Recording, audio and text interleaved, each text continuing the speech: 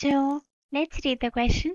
The question is, give a detailed account of the structure and life history of a foraminiferum studied by you. इस question का की concept है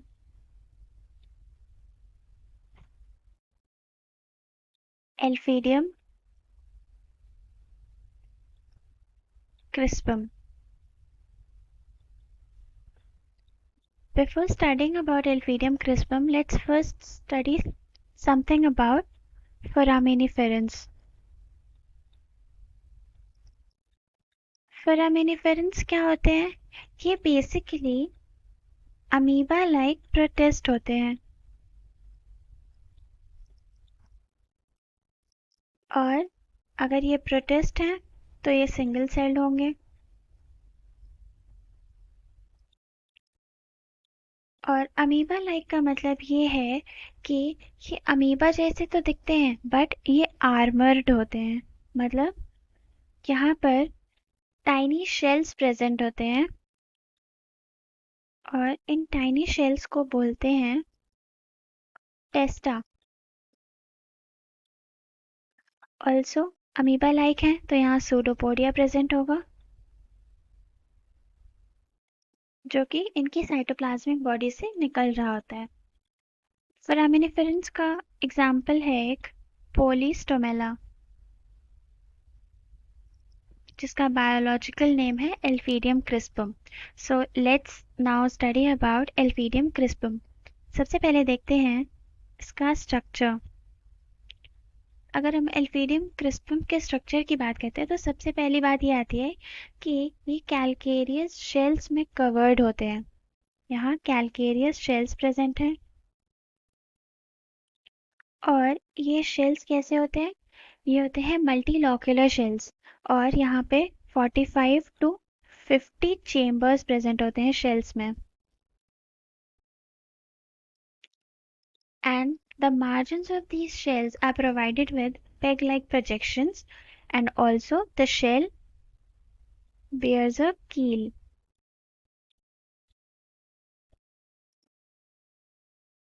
अगर हम बात करते हैं फॉर्मेशन की तो इसका जो शेल का फॉर्मेशन होता है वो कुछ ऐसा होता है कि एक एक जो चेम्बर्स होते हैं वो बोट लाइक बाइकॉन्वेक्स होते हैं। The first chamber is known as प्रोलॉक्यूलस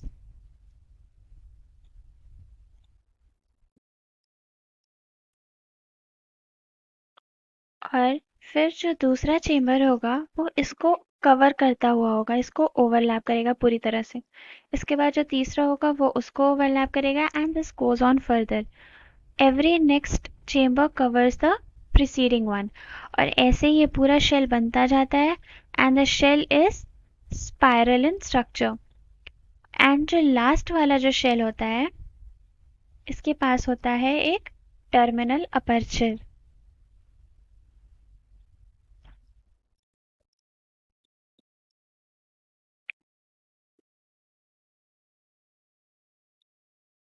then also इसके पास भी होता है एक long slender pseudopodia which is of reticulate type.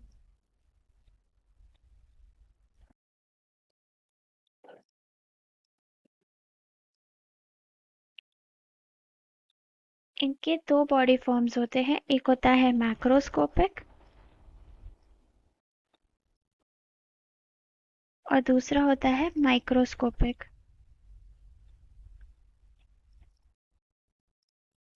As the name suggest macroscopic मतलब इट विल बी लार्ज, तो इसका जो प्रोलॉक्यूलस होता है वो लार्ज होता है और यहाँ पर प्रोलॉक्यूलस स्मॉल होता है माइक्रोस्कोपिक में।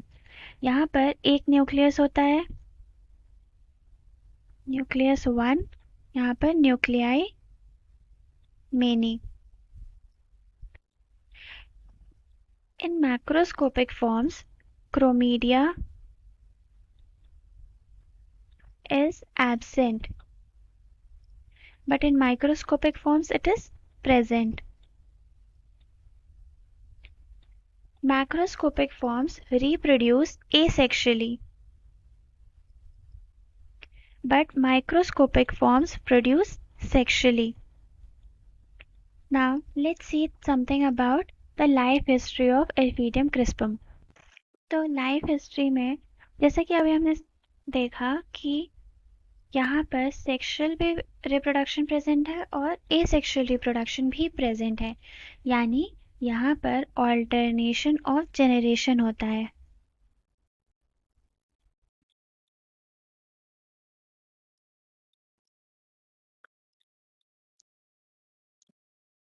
मतलब दोनों स्पीशीज में अलग अलग तरह का रिप्रोडक्शन देखा जाता है।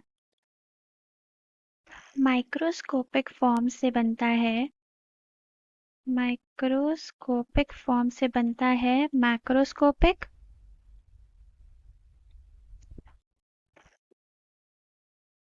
Bye the process of multiple fission.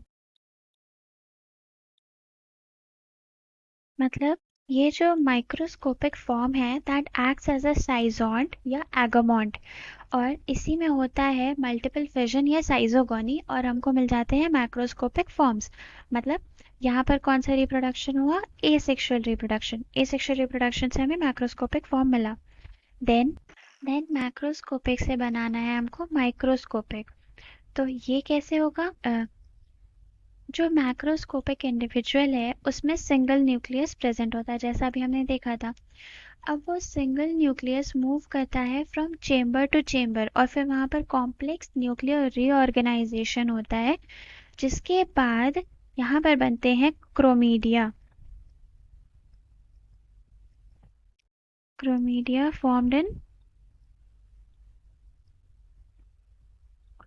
Macroscopic.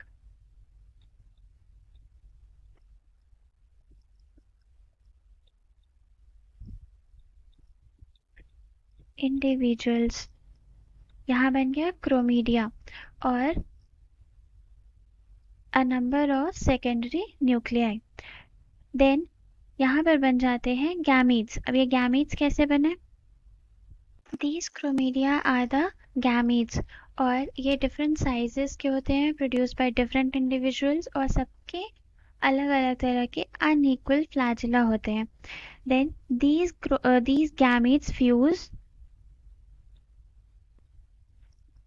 gametes fuse, then these form zygote, और इसी zygote पर डेवलप करता है शेल, एंड ये zygote आगे चल के बन जाता है microscopic individual. So this was it about the structure and life history of Alphidium crispum. Hope you understood the solution well. Best of luck.